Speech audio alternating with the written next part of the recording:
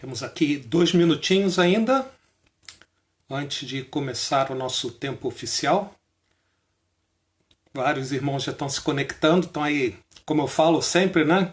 Diretamente da zona rural de Jambeiro, com um pouco de sempre de receio pela internet, que eu chamo da internet rural aqui.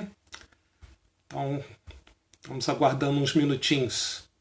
Estava pensando aqui, né? Nós temos já praticamente mais de um mês nessa situação e temos sido abençoados já de tantas maneiras com essas palavras de devocionais de manhã, palavra pastoral à noite, os cultos, né? E eu estava pensando assim que é que nem aquele negócio do copo meio cheio ou meio vazio. A gente pode estar pensando assim, poxa, não vejo a hora de terminar, né? Porque já está tanto tempo assim. Por outro lado, cada dia que passa é um dia mais perto daquele momento que a gente vai estar tendo passado essa situação. Então a gente tem que aproveitar bem o tempo que a gente ainda tem aí de isolamento, né? Que a gente tem agora um pouco mais de tempo para se dedicar à leitura da palavra, a investir na família, né? Então encare como o copo ainda já meio cheio e você com a possibilidade então de usar esse tempo aí que resta. Oficialmente bem-vindo a todos os irmãos da Igreja Batista Maranata, também os nossos visitantes. Alguns já têm estado conosco há algum tempo, são sempre bem-vindos, que o Senhor possa nos abençoar. Então a gente vai começar com uma palavra de oração, porque a gente depende do Senhor, com certeza. Não só eu, mas cada um de nós, vocês também, né? Então vamos orar juntos. Senhor Deus, louvado o nome do Senhor, muito obrigado por o Senhor permitir que nós tenhamos mais essa oportunidade de longe estarmos juntos, Pai. E principalmente juntos por causa do Teu Espírito, da Tua Palavra. E o nosso pedido é que o Senhor venha falar aos nossos corações, que possa ser um tempo proveitoso para a Tua glória, para a edificação das nossas vidas, Senhor Deus. E tudo isso a gente ora em nome do Senhor Jesus. Amém. Amém. Irmãos, esses tempos que eu tenho tido aqui compartilhando, eu tenho falado sobre a vida cristã saudável. E tenho dito que a vida cristã saudável, no fundo, é uma vida de gratidão a Jesus manifestada em ações. Em particular, quando a gente obedientemente servimos de coração como uma forma de adoração ao Senhor. Nós vimos até 3 exemplos lá no Novo Testamento. A Maria, o rapaz gadareno e Pedro, né? Deus é bom, Ele deseja o nosso bem. E esse desejo dele do nosso bem inclui nós estarmos engajados numa vida cristã saudável de serviço, seja aproveitando aquelas oportunidades, como eu gosto de pensar, pipocam sempre na nossa frente, seja servindo de uma maneira consistente por algum tempo mais longo dentro de um ministério da igreja. Nós falamos que um ministério da igreja é uma manifestação do cuidado de Deus, quando Ele levanta irmãos para servirem de uma maneira estruturada em resposta a necessidades que há no nosso meio, na sociedade à nossa volta. Então, servirmos num ministério nos ajuda a crescer em fé, crescer em fidelidade, crescer em perseverança, virtudes cristãs que são muito importantes.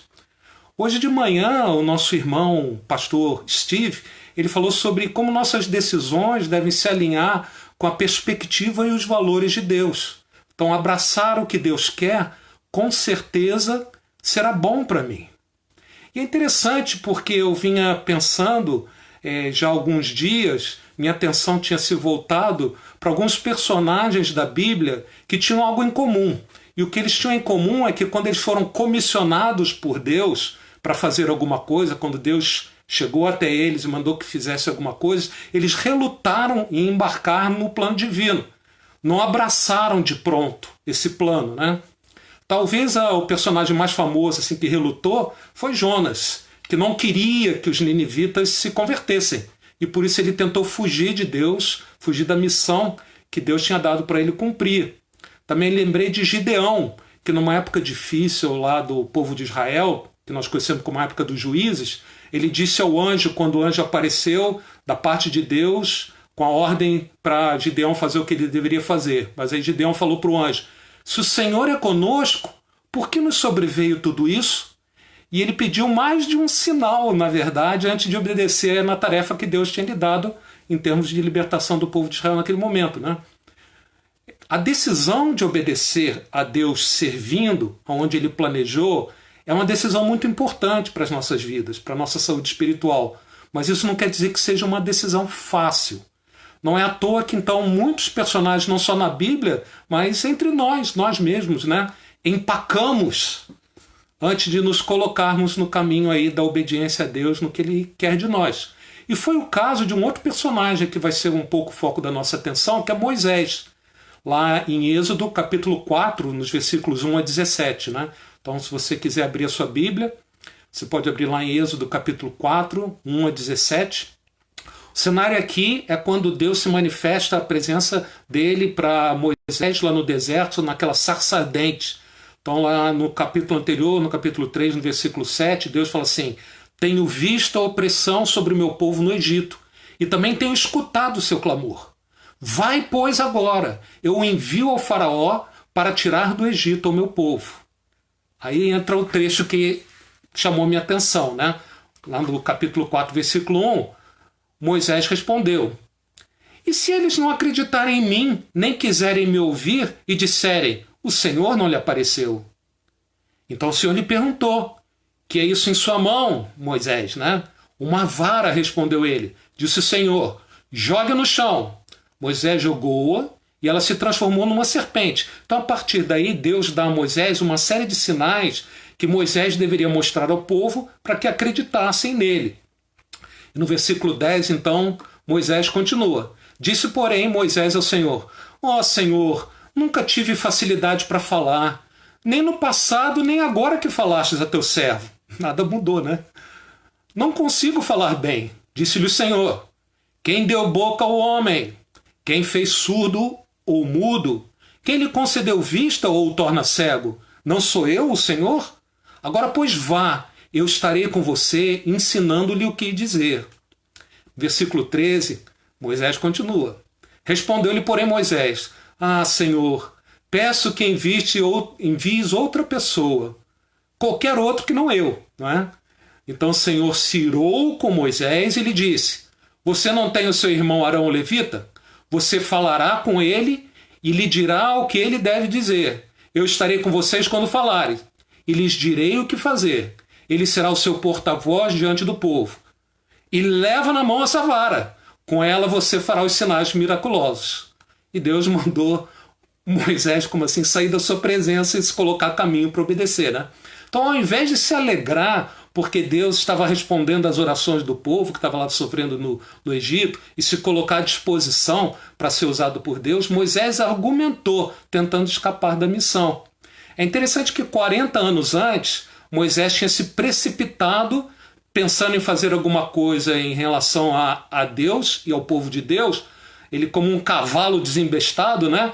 Ele vai em frente da vontade de Deus, ele mata um egípcio, e a razão até que ele tem que fugir para o deserto e encontra ali, naquela situação agora, na sarça ardente. Só que agora, em vez de um cavalo desembestado, né, ele estava agindo como uma mula empacada. Isso me fez lembrar do Salmo 32, um salmo muito interessante, que Deus fala conosco, né? Não sejais como o cavalo ou a mula. O que o cavalo faz? Dispara. O que a mula faz? Empaca. Então não sejais como cavalo ou mula, sem entendimento, os quais com freios e cabrestos são dominados. Precisa ter uma força em cima dele, né? De outra sorte não te obedece, ou seja, obedece, né? Não seja como cavalo ou mula. Então certo comentarista, ele notou que Moisés deu 5 razões para não aceitar o chamado de Deus. Ele falou, nas minhas palavras agora: eu não sou ninguém. Ele também disse: eu não sei o teu nome. Os líderes do povo não vão acreditar em mim. Não sou bom em discurso. Alguém pode fazer melhor que eu. Aí nesse ponto Deus se ira com Moisés, na verdade perde a paciência, certamente uma forma humana de dizer como o Senhor agiu naquele momento, né? É como se ele falasse: Moisés, acabou, vai agora, leva a vara e vai e obedece, né? Irmãos, quando Deus permite que a gente faça aquilo que queremos por nosso egoísmo, a história normalmente não acaba bem.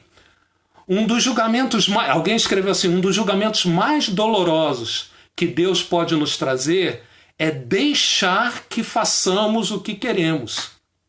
Mas pela misericórdia de Deus, Moisés não escapou da missão. Ele até cumpriu muito bem, né? Como a gente conhece a história.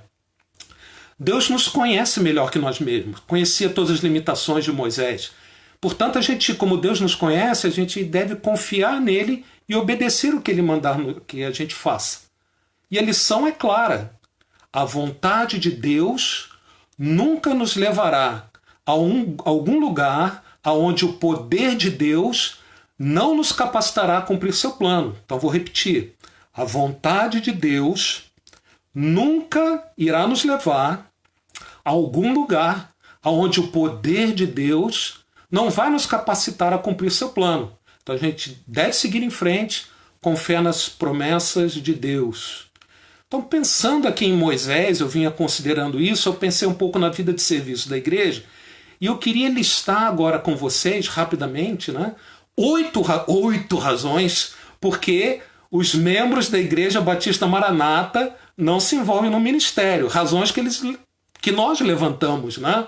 E como a gente deve superá-los, não só as razões, nossas desculpas muitas vezes. Então vamos lá, 8 razões porque nós não nos envolvemos no ministério. A primeira razão ele é muito direta e assim, eu não tenho servido porque eu não sabia que Deus queria que eu servisse. A essa altura do campeonato, depois de tudo que a gente já falou, agora você já sabe, não é? Que ele planejou isso e foi para o teu bem. Então é mãos à obra. Próxima razão, que essa não colou, né? Vamos em frente, não sabia, agora sabe. Todo mundo que está aqui, os 82 que estão ligados aqui, estão ouvindo. A segunda razão que é levantada, eu não tenho servido porque não sei como me engajar no ministério. E nós falamos sobre isso na última palavra pastoral que eu compartilhei com vocês, né?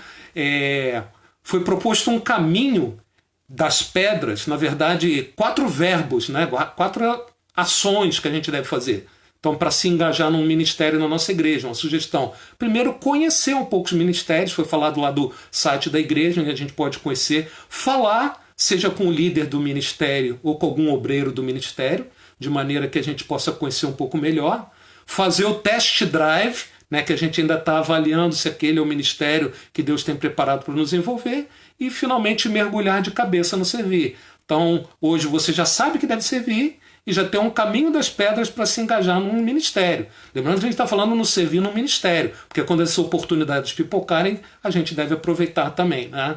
Então, a terceira razão talvez seja a mais comum, porque alguém afirma não poder se envolver no ministério. Por isso eu vou me estender um pouquinho mais nela aqui, né? É quando nós falamos não tenho condições de servir. Não tenho condições de servir.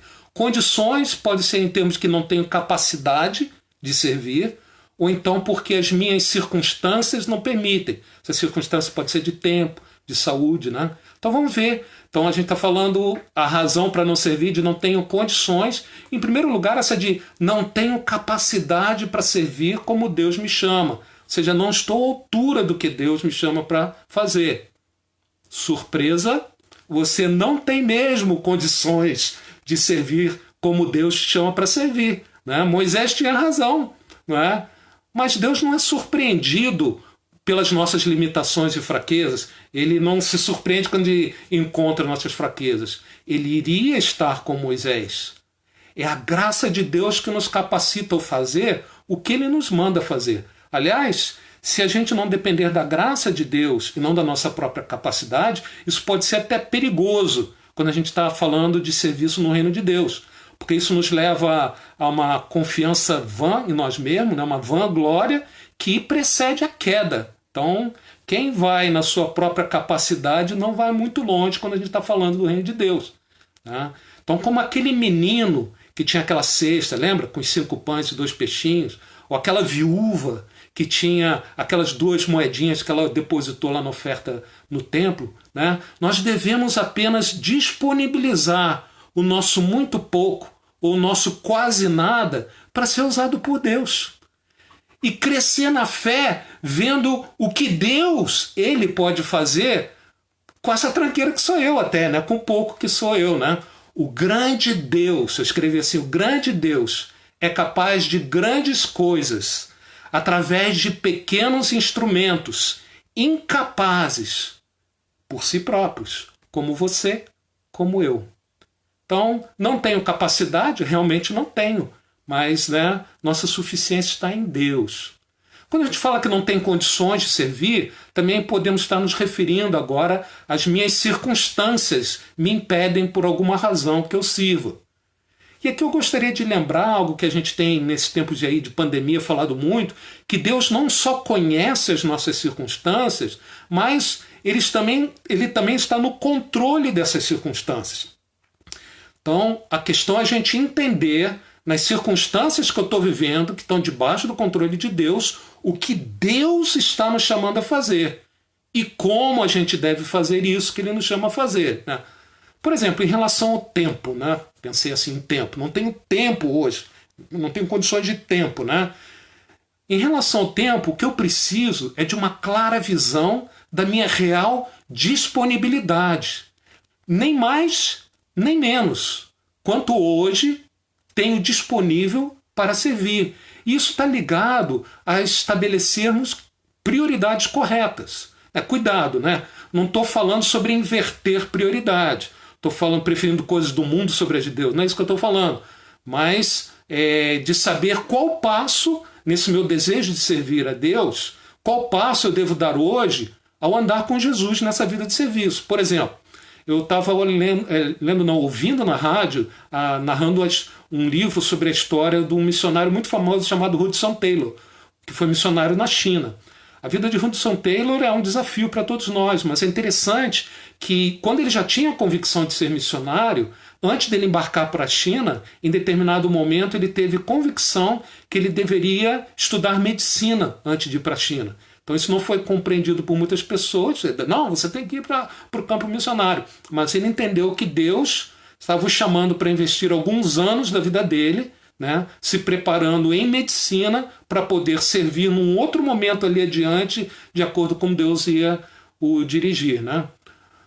É interessante que os outros tendem a projetar sobre nós o que eles acham que Deus deseja de nós. E não deles, é interessante isso. Nós mesmos fazemos isso, né? Nós projetamos sobre os outros aquilo que a gente entende que Deus quer que eles façam, né?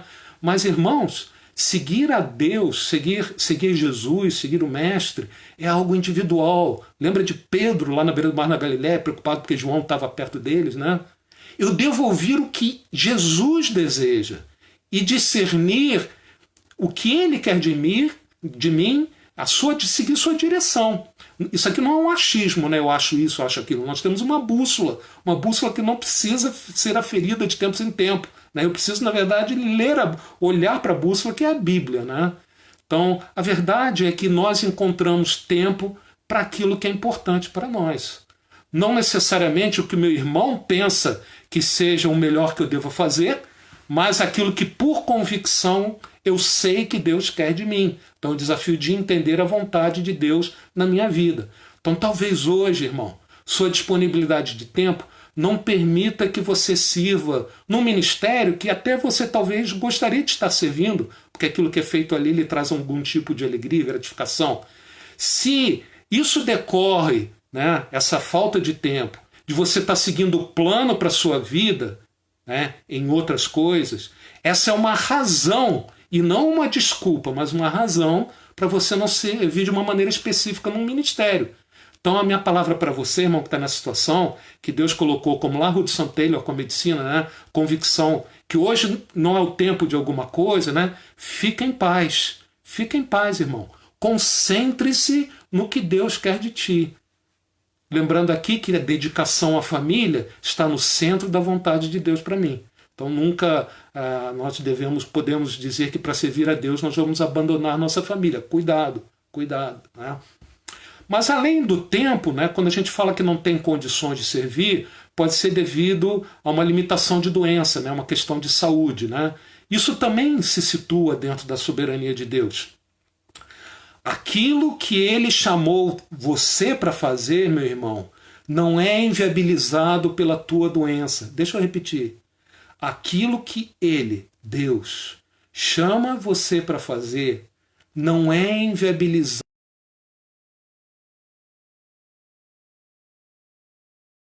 fechados com a saúde. Não é isso. Não é?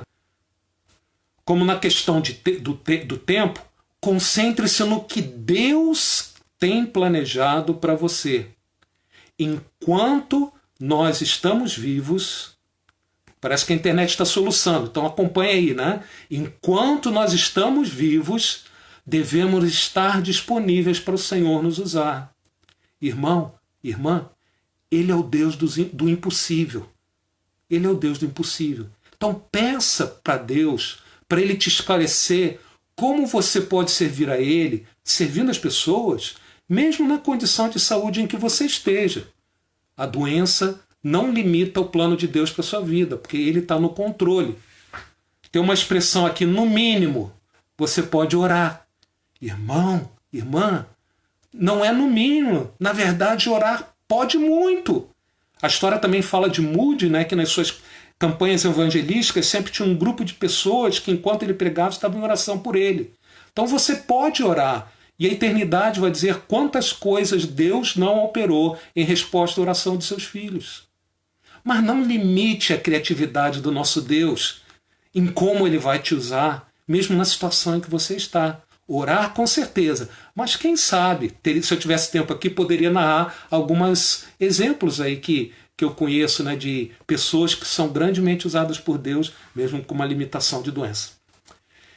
Então agora a questão, nós estamos vendo razões porque nós argumentamos com Deus para não servir, em particular num determinado ministério, elas vão migrar agora de não posso, eu não posso porque eu não sabia que era para servir, eu não posso porque eu não sei me engajar, eu não posso por causa das minhas condições, agora vai para o eu não quero. Aí começa a complicar um pouco, né? Eu não quero me envolver num ministério porque há algum pecado que não estou pronto para deixar. Pé na porta, né? Não quero me envolver no ministério porque há algum pecado que não estou pronto para deixar. Esse pecado pode ser um vício que te impede, até por causa de tempo, né, de estar se dedicando no serviço do Senhor. Pode ser orgulho, porque você só serve se for do jeito que você entende que deva servir. Também é um pecado. Falta de perdão a alguém, um pecado. As opções são muitas, né? Irmão, essa é uma situação muito perigosa. Se você é filho de Deus, salvo em Jesus Cristo, o Pai não vai deixar você ficar assim. Sabe por que não vai deixar? Porque Ele te ama. O pecado está impedindo dele operar em ti o crescimento, a semelhança de Cristo, para o teu bem, inclusive através dessa vida de serviço. Então Deus, Ele vai agir. Ele vai agir. A gente fala assim, fica esperto, né? Por tudo que eu tenho visto nessa minha andada aí com o Senhor, né? Muitas vezes esse pecado enraizado que nos leva a não abraçar o plano de Deus, né, vem junto com ele uma raiz de amargura. Em algum momento da nossa caminhada, nós tivemos algum problema que não foi resolvido, uma decepção com outro irmão, e isso bloqueou a nossa disposição para servir. Irmãos, os irmãos não sabem como isso é comum. Eu já experimentei na minha própria vida. Bloqueou não só o serviço, mas bloqueou o seu crescimento espiritual. O objetivo aqui não é aumentar a culpa da pessoa que está nessa situação. Apesar da culpa não ser algo negativo, quando ela nos move a dar uma solução para ela, a solução de Deus, buscar essa solução. O objetivo aqui não é aumentar a sua culpa, mas apontar para você, não fique nessa situação. Reconheça que você está assim paralisado porque há algum pecado que você está preferindo manter ele do que embarcar no plano de Deus. Reconheça, peça perdão a Deus pela atitude que você tem tido até aqui, a graça necessária para resolver a situação, em particular se for pedir perdão ou ser perdoado ou perdoar alguém, né? Para teu próprio bem, para a glória do Senhor, para a alegria de Deus, reconheça, peça perdão e retome a vida saudável de serviço por gratidão a Deus. Está escutando? Não fica aí. Reconheça, peça o perdão e retome a jornada, né? Deus vai te abençoar, te capacitar para isso. Então vamos continuar porque o tempo está indo embora. As 3 próximas razões Eu já listei 4, né? As 3 próximas, porque um membro da igreja não se envolve no ministério, elas andam bem perto uma das outras. Também estão ligadas ao que eu não quero servir. Então a 5ª razão é: não quero me envolver no ministério porque esse negócio de servir dá muito trabalho. É a muita comum preguiça espiritual, né? Talvez alguém pense até que essa situação não é tão grave quanto a anterior, quando a gente estava falando de um pecado que eu preferia em relação a servir. Mas talvez, para surpresa sua, a situação seja até mais grave do que aquela anterior. Porque coloca em dúvida, inclusive, se de fato você já experimentou que Deus é bom. Leia-se se você é salvo. Porque você está evidenciando, nessa atitude, que você não é grato a Deus. Dá muito trabalho servir a Deus. Você não é grato a Deus. A preguiça é um sinal de insensatez. Hoje eu tive aula de Pilates. Toda terça e quinta tem aula de Pilates. E os irmãos não imaginam como aos 62 anos eu já estou travado, não é? E toda aula eu fico com um desejo de jogar a toalha, não é? Parar, né?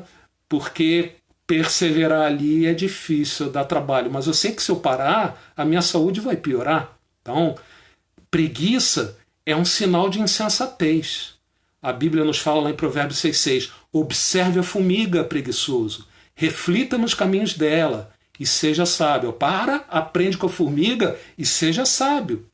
E Provérbios 13,4 diz assim: o preguiçoso deseja e nada consegue, mas os desejos do diligente são amplamente satisfeitos. Então a desculpa não é de que eu não quero servir porque servir dá muito trabalho. Cuidado com ela, hein? Cuidado com ela, né? A 6ª razão levantada para não servir é: não quero me envolver em ativismo. Tem até uma aparência de piedade, né? Porque a pessoa está querendo dizer assim: eu quero me dedicar a Deus e ficar nesse negócio de indo a muito ensaio, muitas convocações, isso aí atrapalha meu tempo, até de estudo da Bíblia, de oração, né? É interessante que a história da igreja nos relata um episódio na vida de João Calvino. Muitos conhecem, né? Calvino, né? Ele foi um reformador francês, na verdade, ficou famoso como Deus usou em Genebra, na Suíça. Mas ele começou a sua trajetória de reformador na França, onde houve uma perseguição horrível e eles tiveram que fugir. E Calvino estava fugindo da França, ele queria ir para a Alemanha, para lá onde estava Lutero e outros reformadores, para ter um tempo assim mais tranquilo de estudo da palavra. Só que no caminho entre a França e a Alemanha, ele passou pela Suíça e encontrou com outro irmão lá, um outro reformador chamado Guilherme Farel, que simplesmente rasgou o seguinte, quando Calvino falou: não, eu quero ir para a Alemanha para ter um tempo mais tranquilo. Olha só: Deus amaldiçoe teu descanso e a tranquilidade que buscas para estudar, se diante de uma necessidade tão grande te retiras e te negas a prestar socorro e ajuda.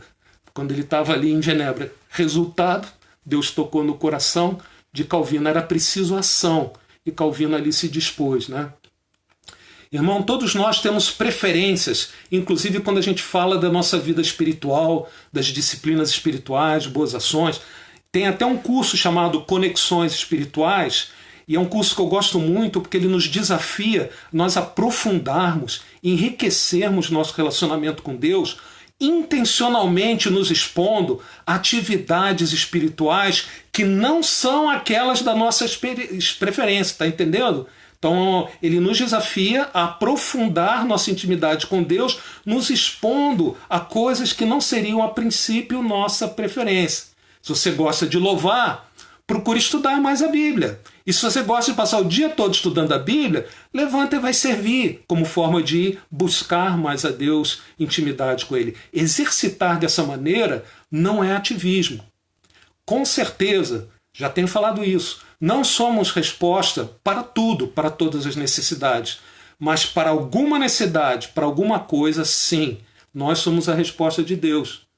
O ser humano sofre de um mal, que eu chamo síndrome pendular. Nós somos um pêndulo, né? A gente vai de um lado para o outro pendulando, em extremos, né? Cuidado com extremos, irmãos. Aqui no caso da vida de serviço, os extremos que eu estou falando são de ativismo, fazer muito, sem coração, versus paralisia espiritual. Então a 6ª razão, não quero me envolver em ativismo, cuidado com ela, né? 7ª razão, mais uma razão para alguém não servir no ministério da igreja. Não vai fazer diferença, afinal outra pessoa pode servir no meu lugar.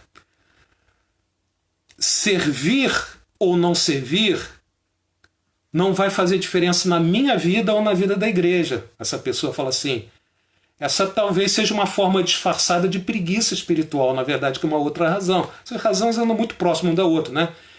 Irmão, certamente, de certa maneira, somos todos dispensáveis. A Bíblia fala que depois que a gente fizer tudo que nós fomos mandados fazer, nós continuamos a ser servos inúteis porque fizemos só o que devemos fazer, porque nos foi ordenado. Então, nesse sentido, nós somos dispensáveis. Mas quando a gente está falando do plano de Deus, abre os ouvidos. Quando nós estamos falando do plano de Deus, cada um é indispensável em relação ao que o Senhor determinou para ele fazer. Então Moisés, Jonas, Gideão não puderam fugir da raia. Pela graça, misericórdia, soberania de Deus, não é? Eles foram, obedeceram, eles eram indispensáveis dentro do plano de Deus, porque Deus assim determinou.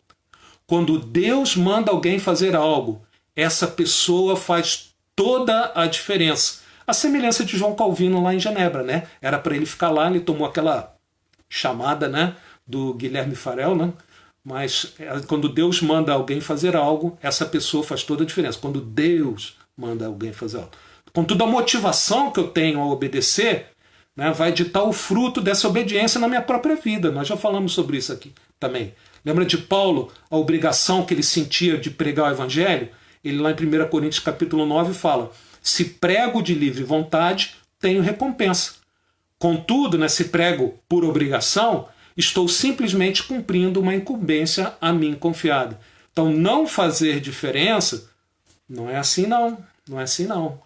Deus determinou. Em determinado momento, como ele perdeu paciência com Moisés, fala, levanta, pega essa vara e vai fazer o que eu mandei, né? Porque ele, na verdade, nos ama, né?